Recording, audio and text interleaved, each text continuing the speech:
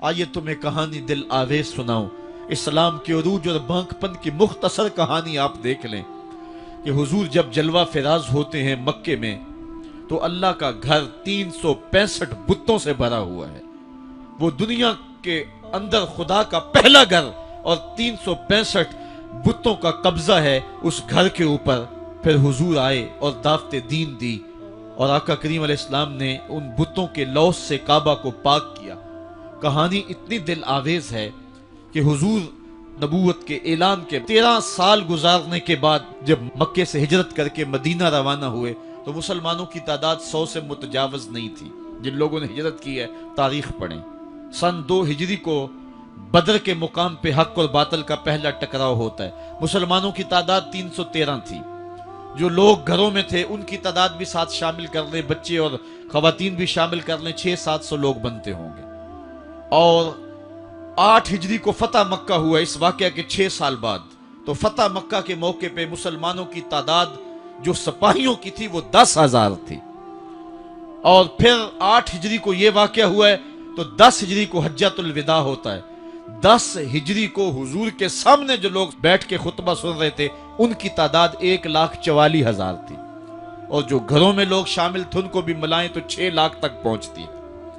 حضرت صدیق اکبر رضی اللہ تعالیٰ عنہ 2 سال 2 ماہ اور کچھ دن تخت خلافت پہ رہے ہیں، اور آپ کے ادوار کی فتوحات کو اگر اس کی ایوریج نکالیں تو ایک دن میں 80 مربع میل علاقہ روزانہ فتح ہوتا ہے۔ حضرت عمر کا دور دیکھیے، حضرت عمر کے زمانے میں اسلامی حدود 23 لاکھ مربع میل تک پھیل گئی ہیں۔ محمد بن قاسم جب سندھ میں آیا ہے تو یہ بہت بعد کی کہانی نہیں ہے، یہ 92 ہجری کی کہانی ہے۔ ابھی صحابہ موجود تھے۔ ادھر اندلس کے دروازے پہ طارق بن زیاد دستک دے رہا ہے تو وہ تابعی ہے، اور یہ بھی 92 ہجری کی کہانی ہے۔ ادھر سندھ تک مسلمان پہنچ گئے، ادھر وہاں تک پہنچ گئے۔ آپ چائنا میں جا کے دیکھیں، حضرت سعد بن ابی وقاص صحابی کی قبر وہاں ہے، وہ وہاں تک پہنچے۔ ماوراء نہر کا علاقہ بھی فتح ہو گیا، ادھر آرمینیا تک پہنچے۔ یہ تھوڑے سے عرصے کے اندر عظیمتوں کی کیسی داستان رقم کی۔ اقبال تڑپ کے کہتا ہے، دی ازانے کبھی یورپ کے کلیساؤں میں، کبھی افریقہ کے تپتے ہوئے صحراؤں میں، دشت و دشت دریا بھی نہ چھوڑے ہم نے، بحر ظلمات میں دوڑا دیے گھوڑے ہم نے۔ آج دیکھیں جا کر کے جبل طارق کو، جہاں وہ 500 قدوسی وہاں نکلے تھے، وقت کے حکمران نے اپنے جاسوس کو بھیجا، دیکھ کیا وہ کون لوگ ہیں، کہاں سے آئے ہیں اور کتنی تعداد ہے۔ تو جا کر کے جاسوس نے کہا پتہ نہیں زمین سے نکلے ہیں یا آسمان سے اترے ہیں، اور ان کی تعداد 500 سے آگے پیچھے ہے۔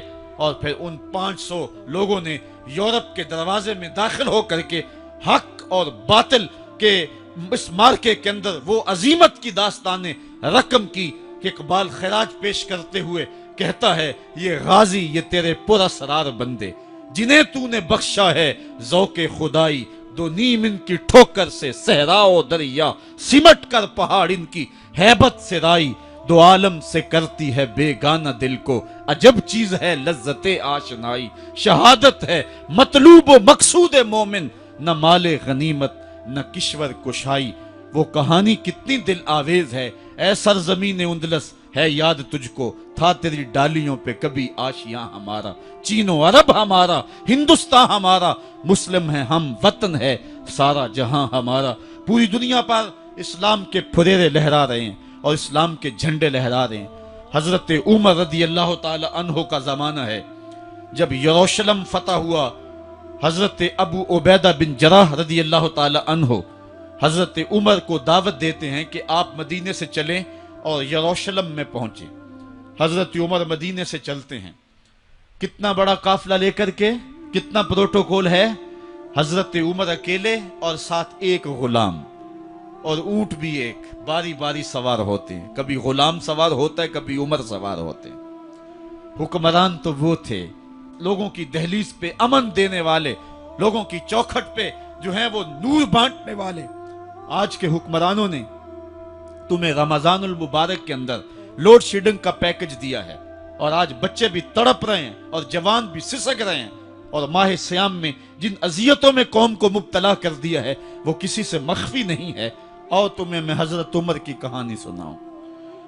हजरत उमर दिन को तख्ते हुकूमत पे बैठते थे और उनका तख्त को सोने जबरजद का नहीं था, मस्जिद नबवी की चटाई थी, और सारा दिन वहां बैठ के लोगों की बातें सुनते। और जब रात के अंधेरे गहरे होते, उमर भेष बदल के मदीने की गलियों का गश्त करते। कहा तुम्हारे घर से धुआं निकल रहा है और बच्चे रो रहे हैं, उनको खाना क्यों नहीं देती?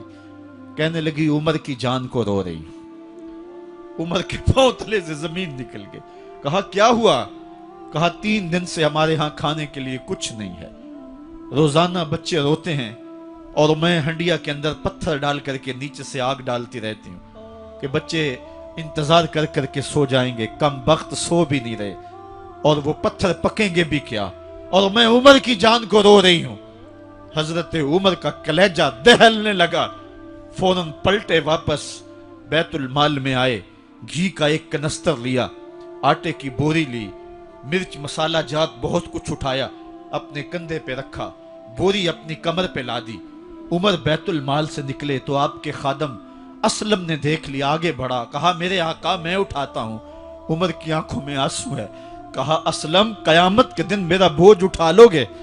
कहा कयामत के दिन तो अपना अपना बोझ उठाना पड़ेगा। कहा उमर को आज अपना ही उठाने दो। हजरत उमर वो घी का कनस्तर और वो आटे की बोरी सर पे उठाए हैं और उस खातून के घर जाते हैं और दस्तक देते हैं। वो जब देखती है उसकी जान में जान आ जाती है। कहा जल्दी जल्दी आटा गूंदो, और उमर सब्जी काटने लग जाते हैं। हजरत उमर रदी अल्लाह ताला अन्हो सब्जी तैयार कर देते, उधर आटा गूंद जाता है, और फिर ऊपर चूल्हा रखा जाता है, चूल्हे के अंदर आग रखी जाती है, वो खाना पकाने लगती है, आग बुझती है। तारीख ने लिखा है आग बुझने लगती है, उमर झुक करके फूंके मारता है। उमर झुक झुक के फूंके मारता है। खाना पक गया और बच्चों के सामने खाना रख दिया, बच्चे खा रहे हैं। अब बच्चे रो रो के निढाल हो चुके थे। हजरत उमर अपने हाथों को और अपने घुटनों को और अपने पांव को जमीन पे लगा के, जिस तरह बकरी का बच्चा चलता है वेड़े के अंदर, कभी इधर चलते हैं कभी इधर चलते हैं, ताकि बच्चे मुझे देख के खुश हों और दिल में कहते उमर जितना रुलाया है अब इतना हंसाना भी पड़ेगा। तो कभी उमर अमीरुल मोमिनीन, ये मैं किसी आज के जो है वो लोगों के वोटों पे मुंतखब होने वाले हुक्मरान की कहानी नहीं सुना रहा, मैं उस उमर की कहानी सुना रहा हूं जो 23 लाख मुरब्बा मील का हुक्मरान है, आधी दुनिया का बादशाह है। हजरत उमर जो है जिस तरह बकरी का बच्चा चलता है, इस तरह अपने हाथ और अपने घुटने जमीन पे टेक करके जो है वो इस तरह चलते हैं। बच्चे उमर को देख के मुस्कुराते हैं। जब बच्चे मुस्कुराने लगे तो हजरत उमर ने उस खातून से कहा बुढ़िया उमर को माफ कर दे। उसने कहा तू इतनी हमदर्दी क्यों करता है? कहा उमर बेचारा बड़ा फंसा हुआ है, फिक्र है उसको यरमूक को, फुस्ता तो हुलवान की, जब फतह है मिस्र तो तैयारी है ईरान की, आते जाते वफद से मुलाकात भी करता होगा, आते जाते वफद से मुलाकात भी करता होगा, और शब को मालूम हालात भी करता होगा। कांटों में उलझी हुई बेचारे की जान है, नींद उसको भी आती है, आखिर वो इंसान है, मेरी बहन उमर को माफ कर दे। उसने कहा नाना उमर की बात मेरे सामने न कर, कयामत का दिन होगा, उमर का गिरेबान होगा और मेरा हाथ होगा। जब उसने ये बात कही तो उमर बर्दाश्त न कर सके, बच्चों की तरह बिलक बिलक कर रोने लगे। कहा वो बदनसीब उमर तेरे सामने है, आज ही कहला जो कहना है, कयामत के दिन मुझे माफ रखना। उसने कहा तू उमर है? कहा बदनसीब उमर तेरे सामने खड़ा हूं। मेरे उमर कहते हैं अगर दजला के किनारे एक बकरी का बच्चा भी प्यासा मर गया, उसका हिसाब भी उमर से लिया जाएगा। अल्लाह अकबर। मैं इस हजरत उमर की कहानी सुनाने लगा था। हजरत उमर निकले यरूशलेम में, एक ऊंट है एक गुलाम है, कभी वो सवार होता है कभी आप बारी मुकर्रर की है। जब करीब पहुंचे यरूशलेम के तो उमर की बारी नकेल पकड़ने की और गुलाम की बारी ऊपर सवार होने की आ गई। गुलाम ने कहा आका मैं मर्जी से अपनी बारी छोड़ता हूं, आप आ जाएं, दुश्मनों के मफतूहा इलाके में आ रहे हैं, ताजा ताजा इलाका फतह हुआ है, इस्लाम की शान व शौकत जाहिर हो। उमर ने कहा इस्लाम की शान व शौकत ऐसे जाहिर नहीं होती है, अपनी बारी पे तुम बैठोगे, अपनी बारी पे मैं बैठूंगा। लोग मुंतजिर खड़े हैं, دور سے جب دیکھا کہا اس کی ہیبت سے کانپتے تھے ہم، یہ تو کوئی حبشی لگتا ہے، رنگ کالا ہے، ہونٹ موٹے ہیں، اس سے تو زیادہ حسین اس کا غلام ہے جو آگے آگے چل رہا ہے۔ حضرت ابو عبیدہ نے کہا دھوکہ کھا رہے ہو، ہمارا آقا وہ نہیں ہے جو اونٹنی کے اوپر سوار ہے، ہمارا آقا وہ ہے جو لگام تھامے آگے آگے چل رہا ہے۔ حضرت عمر رضی اللہ تعالیٰ عنہ کو آگے بڑھ کے جابیہ کے مقام پہ حضرت ابو عبیدہ بن جراح نے استقبال کیا، تو حضرت عمر آگے بڑھے اور انہوں نے آگے بڑھ کر کے حضرت ابو عبیدہ کے دونوں کندھوں پہ ہاتھ رکھا، اور سنو حضرت عمر نے کیا کہا لا الہ الا اللہ انا کنا اذل قوم فاعزنا اللہ بالاسلام، کہا کہ لا الہ الا اللہ، اے ابو عبیدہ بن جراح، ہم ایک ذلیل قوم تھے اور اللہ نے ہمیں اسلام کی وجہ سے عزت عطا کی ہے۔ اور میں تمہیں ایک تاریخ ساز بات کہنے لگا ہوں، اور وہ یہ ہے کہ جب تک ہم اس عزت والے اسلام کے دامن کو تھامے رہیں گے ہماری عزت قائم رہے گی، اور جب اسلام کے علاوہ کسی اور جگہ سے عزت ڈھونڈیں گے تو رسوا کر کے رکھ دیے جائیں گے۔